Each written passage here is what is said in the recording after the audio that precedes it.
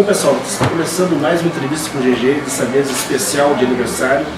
E nós fizemos aniversário e nós damos o presente. Então vamos entrevistar aqui o Luí Fabiano da Rebellion, que na minha opinião é uma das melhores bandas de death metal do mundo. Luí, obrigado por aceito o convite, bem-vindo a Caxias. Eu agradeço, cara. Novamente. Eu mesmo pela oportunidade.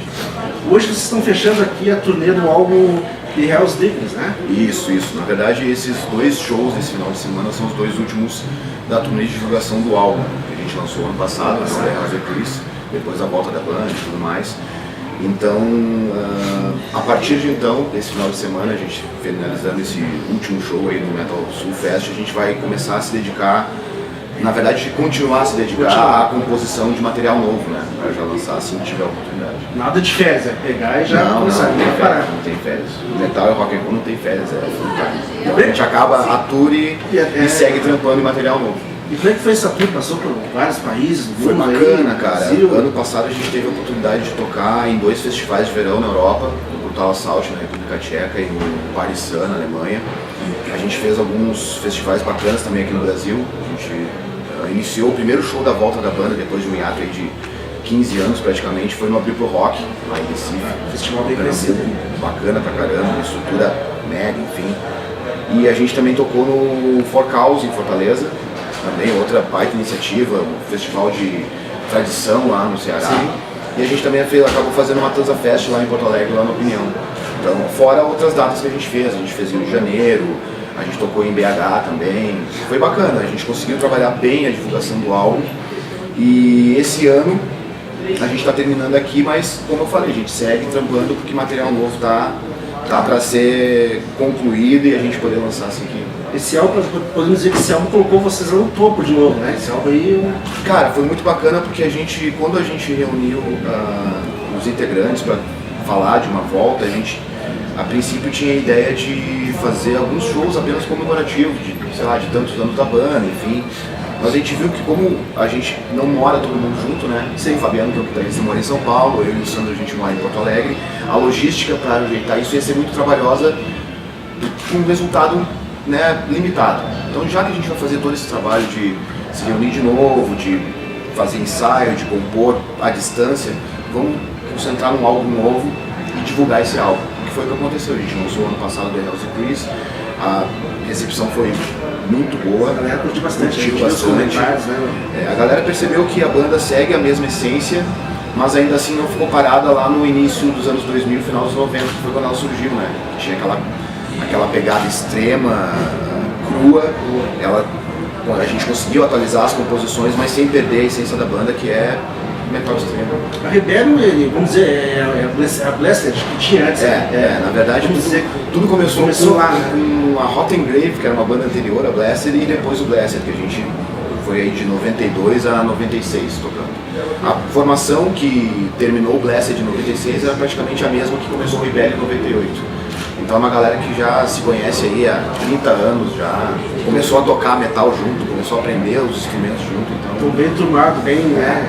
Exatamente. O Rebellion se tornou o Blessed porque, enfim, era conveniente pensar num outro nome, porque a proposta ia ser um pouco diferente do que era o Blessed, mas a essência musical e a sintonia da galera é a mesma.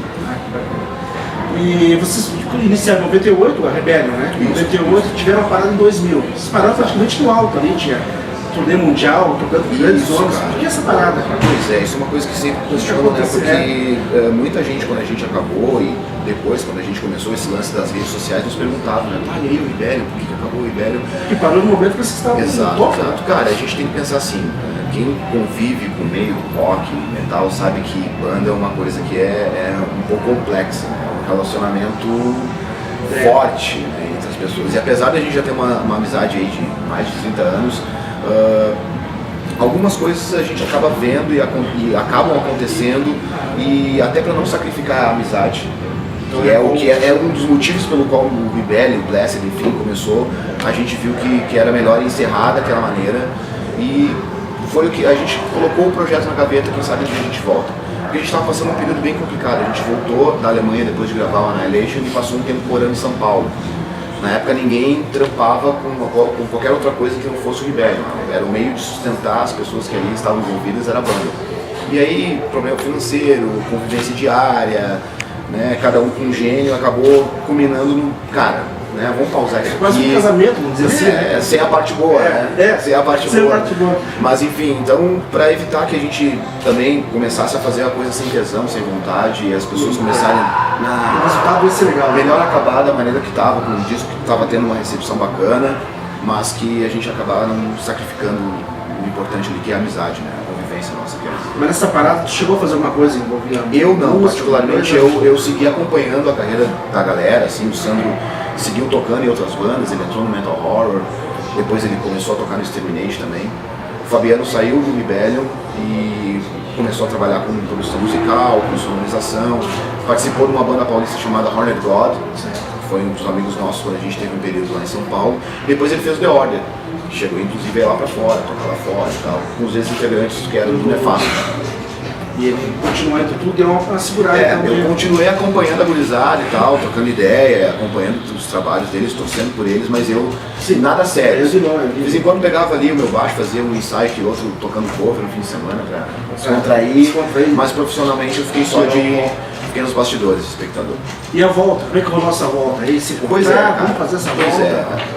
Apesar de ter rolado isso que eu comentei, né, do desgaste da relação e tudo mais, a gente sabia que musicalmente a gente ainda tinha o que apresentar no Rebellion. Isso lá em 2002, quando a gente acabou a banda. Então, aquela vontade acho que nunca terminou de voltar de alguma maneira. Só que... faltava um momento certo. Exato, um momento, porque tem que coincidir várias coisas, é uma conjuntura de astros, né? Que é o momento da pessoa poder se dedicar, porque isso também não é simplesmente, vou tocar no final de semana. É dedicação full time, né? Trabalhando pela banda, pela composição, para divulgar o trabalho. Então, quando a gente conseguiu pensar, não, agora acho que dá para fazer de uma maneira tranquila. Aí a gente começou a falar mais sério a respeito, a gente começou a trocar mensagem pelas redes sociais, até que a gente decidiu, não, vamos fazer. Vai ser agora.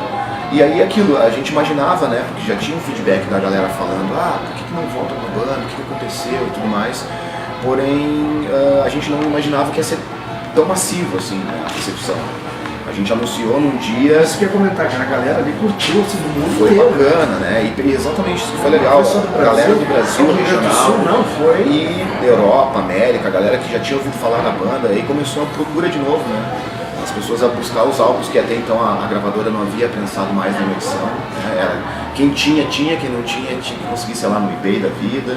Aí revitalizou o lance do nome da banda. Muito bacana, cara. A gente não tem o que reclamar, só agradecer a galera que não deixou o nome da banda morrer. Esse ato grande aí. Qual é o local que tem um público mais louco, assim, vamos dizer, mais apaixonados pela banda? É o mundo inteiro, né? Eu vou te dizer, cara, que a gente já teve a oportunidade de tocar. A Europa tem uma característica diferenciada dos países latinos porque eles são mais frios por natureza. Isso não significa que eles estejam curtindo menos o som, né, ou apreciando menos o show. Mas a maneira deles reagirem no palco, no público, é diferente. Aqui, cara, eu vou te dizer que Nordeste são os lugares mais insanos, assim, pra tocar. Porque a galera realmente enlouquece. Cara, isso é muito bacana. Não só bandas do Brasil, mas está virando circuito internacional. Né? Porque a galera sabe que eles apoiam o metal de maneira geral, o rock pesado, enfim, mas eles também têm uma característica muito bacana, cara, que é apoiar a cena local. Então tu vê muita gente lá com a camiseta das bandas de lá, comprando CD, apoiando, divulgando, compartilhando os eventos, enfim, então isso é muito bacana, que serve de exemplo, né? Cansei de São Paulo, cara, valorizem que vocês estão aqui, porque não é todo lugar que tem, que nem aqui também, claro, com certeza. É complicado, cada lugar tem a sua característica. Aqui pro sul e sudeste tu vê que tem muita galera ainda que fica muito prestando atenção no que está acontecendo no palco. A galera fica parada e tal, a mão dos caras e tal. O cara toca assim, toca assado. E em alguns outros lugares a galera enlouquece, entra na roda, dá moche, enfim, vive a experiência de verdade. A última vez que vocês em Caxias foi no 2016, né? Foi no Old True, foi mais ou menos, praticamente junho, julho. Exato. Vocês tinham o guitarrista, o Adriano, correto? Na época, porque o que aconteceu? Quando a gente resolveu voltar a tocar, era para que a gente fizesse a volta com a última formação antes da banda acabar, que foi a que gravou na Elation. Eu, o Ronaldo, o Fabiano Pena na guitarra, o Ronaldo Lima na guitarra e o Sandro Moreira na bateria. Mas o Ronaldo não conseguiu seguir essa volta por uma série de fatores pessoais e de organização do tempo dele lá em Floripa, porque ele mora em Florianópolis. Então ele gravou o álbum, mas não saiu em turnê conosco. Como a gente havia composto o álbum numa pegada e uma proposta para 2 guitarras, então a gente achou por bem de ter um stage guest, né? Um músico de turnê, que estivesse pronto para fazer os shows com a gente. A gente convidou o Adriano, que a gente conhece há muito tempo e tal, até pelo fato da relação dele com o Luciano, do Exterminate. Foi fácil da gente passar as músicas e tal, e ele fez aí os shows de 2006 com a gente. E agora tem um trio. Agora a gente mudou de novo a formação da banda, então por uma série de fatores também, dentre eles a praticidade de lidar e pelo fato da gente, nós três já nos conhecemos há muito tempo, a gente achou que não, daqui pra frente vamos seguir com um power trio mais fácil, mais rápido, né? Enfim. O próximo álbum vai ser como trio, agora vai ser como trio. Agora é um trio. Agora é um trio, agora é um power trio. A gente, inclusive a questão da composição vai ser focada para uma banda como power trio executar, então é outra pegada. Como eu falei, o The House Chris foi composto ainda com muita coisa de 2 guitarras, então era necessário ter um outro guitarrista. Agora a gente já está adaptando algumas músicas e as próximas músicas que vão ser compostas vão ser para essa pegada de trio. Vamos falar um pouco de público, cara. Aqui em Caxias tem muita casa fechando, infelizmente, né? Assistimos várias casas de shows, a galera ia, curtia. Hoje em dia o público está pequeno, hoje mesmo aqui no Metal Sul Fest, o público não foi aquilo esperado, né? O que você acha dessa cena aí atual? Uma coisa que a gente vem se dando conta é que, pelo menos aqui no Brasil, ou talvez regionalizar a coisa, que é uma coisa do sul do Brasil, mas a gente não pode nunca contar com o público. A expectativa ela tem que ser de média para baixo, para que tu não tenha depois uma decepção, porque as pessoas podem compartilhar o evento, podem dar o seu comparecer lá no Facebook, nas redes sociais, e aquilo ali não tem como a gente tirar uma febre por aquilo ali. O que eu vou dizer? A gente tem a internet como um fator muito importante nessa questão. Antes, quando a gente começou o som, para tu saber como é que era uma banda ao vivo, tu tinha que conseguir um VHS de alguém, ou pagar o ingresso e ir lá assistir. Investir, a cena, comprar, né? Exatamente. Era uma caixinha de surpresas, que te surpreendia positivamente ou não. Hoje em dia, se tu quer ver um show de uma banda, acessa no YouTube da vida e tu assiste um show inteiro de graça. E ao vivo, tipo o Wagner agora mesmo, foi ao vivo. Exatamente, aí com link ao vivo, na rede social, pelo YouTube, vai dando uma minada. Apesar de que eu acho que nunca vai morrer, porque as pessoas ainda sabem que existe uma diferença gritante entre ver um show ao vivo, com certeza. A experiência de estar vendo a banda tocar ali na tua frente, a energia que isso passa, daquela coisa estéreo do computador, aquela coisa estática, estéreo do computador. Futebol, assim, exato, o estádio é uma coisa, assistir um futebol pela TV ouvindo um radinho é outra. Mas é complicado, cara, porque existe uma série de fatores que influenciam, a questão econômica também é muito grande. Bastante. A galera que produz, né, dá uma segurada porque sabe que o investimento é muito alto. E a galera que vai se disponibilizar para ir no show também, às vezes pensa 2 vezes, porque é um dinheiro que daqui a pouco vai faltar numa outra coisa importante. Vai precisar de outra coisa. E aí fica complicado julgar, né? Às vezes não é só o ingresso, porque é gratuito, né? Tem passagem de ônibus, tem táxi, claro, aí quer tomar alguma coisa, enfim. Não vai só, né? Os de fé sempre vão, cara. Sempre vão manter, nunca vai morrer, porque sempre vai ter aquela galera que não deixa morrer a ideia dessa experiência de força, né, com certeza. É a galera que tem um 4-5, aqueles 4-5 que estão curtindo, é pra eles que a gente Vamos analisar um pouquinho o rock, cara. Bandas tipo Purple, Kiss, Maiden, praticamente estão se aposentando. Estão ficando velho, né? No Brasil, Anga, Sepultura. Sim. O que tu acha que vai ser agora do rock? Vai surgir novas bandas? Cara, como é que eu vou dizer? É um peso grande botar no mundo dessa galera que está surgindo agora, substituir esses monstros, né? Esses dinossauros. A gente não pode querer também que a galera nova, que as novas gerações reinventem a roda. Acho que a gente já chegou num limite criativo que agora talvez o que venha a surgir coisas bacanas sejam releituras. Eu vejo muita coisa aí voltando aos anos 60, 70, essa galera vintage e investindo em visual, em sonoridade crua, e orgânica daquela época, talvez seja o que a gente venha ver daqui pra frente. Talvez não tanto investimento em tecnologia, que a gente chegou no limite, no limiar da coisa, e mais uma releitura, revisitar aquela parte mais orgânica e verdadeira que era a sonzeira que a galera tirava nessa época aí, de LED, de Sambar.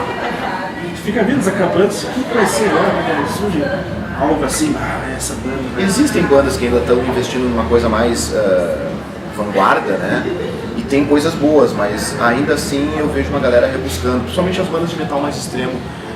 A galera meio que está deixando de lado essa sonoridade mais plastificada, mais igual, quantizado, tudo muito certinho. A galera está deixando mais aquela atitude mais punk, de acorde soando, de atitude, mais atitude, menos técnica. Talvez seja isso que daqui pra frente a gente vê. Eu aposto nisso, né? Sou suspeito a ver. Vamos ver o que vai dar. Vamos falar um pouco agora do Fabiano. Tu te conhece há um bom tempo, né, cara? Tu imaginava que aquele gurizinho lá que incomodava na fita cassete e tal, ia estar hoje viajando muito com a banda, cara? É incrível, porque, claro, quando tu começa a ouvir esse tipo de música, a gente começa a ter isso como estilo de vida, né? A gente deu uma entrevista com esses dias e a Cláudia que comentou, a Cláudia que é a organizadora do Metal Sul Fest, ela comentou que o metal e o rock não é somente um estilo de música que tu ouve, isso torna um estilo de vida. As coisas que tu lê, a informação que tu obtém, a forma como tu te veste, os relacionamentos que tu cria. 24 horas. Então é full time essa coisa.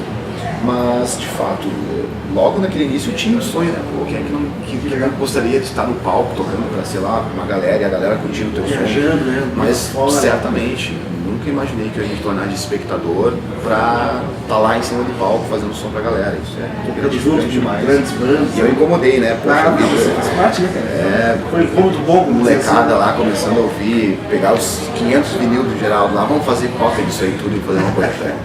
Valeu. Os culpados por isso tudo acontecer até tudo. Valeu. E a Rebellion já podemos encontrar nas redes sociais aí? Não tem mistério. Aliás, o Facebook, né, do Rebellion com 2 L's e o N no fim.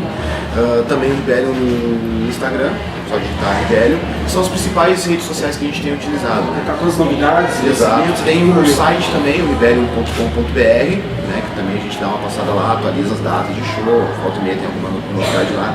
Mas o Facebook é a arma principal de divulgação hoje em dia, né? E adquire material por ali também? Também, a gente pode fazer o envio pelo correio, né? Dá para fazer o envio pro e-mail da banda, que é o Rebellion, né, como se escreve, .brasil@gmail.com. Daí a gente envia para todo o Brasil também, ou nas ocasiões de show, né? Que a gente sempre dá oportunidade. Deixa nós aí.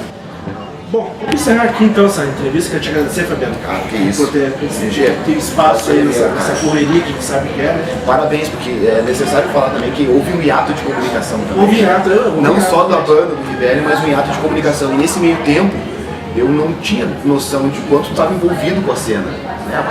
Foi um dos caras que me mostrou o som lá no metade dos anos 80, mas eu não sabia que estava tão envolvido assim. Cara, parabéns pela ideia do canal.